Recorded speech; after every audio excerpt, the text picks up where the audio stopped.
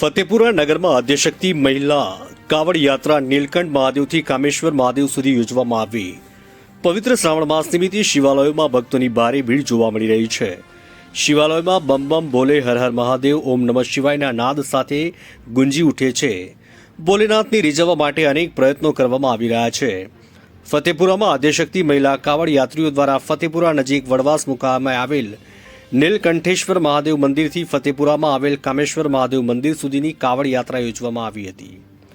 ફતેપુરા નગરની આશરે 300 જેટલી મહિલાઓ દ્વારા વહેલી સવારે ફતેપુરાથી 4 કિલોમીટર દૂર આવેલ વડવાસ મુકામે નીલકંઠેશ્વર મહાદેવ મંદિરે એકઠા થયા હતા। વહેલી સવારે બમ બમ બોલે હર હર મહાદેવના નાદ સાથે ભજનની રમઝટ બોલાઈ હતી। કાવડ યાત્રીમાં જોડાયેલી મહિલાઓ માટે ફરાળની વ્યવસ્થા પણ કરવામાં આવી હતી। સવારે 11 કલાકે નીલકંઠેશ્વર મહાદેવ મંદિરથી કાવડમાં જળ લઈને પગપાળા ફતેપુરા મુકામે આવવા નીકળી ગયા હતા। સમગ્ર રસ્તામાં હર હર મહાદેવના નાદ સાથે ગુંજી ઉઠ્યો હતો। કાવડ યાત્રામાં જળને લઈને આવેલી મહિલાઓનું ફતેપુરા નગરમાં કાવડ યાત્રા લઈને ફર્યા હતા। તેમનું ભવ્ય સ્વાગત કરાયું હતું।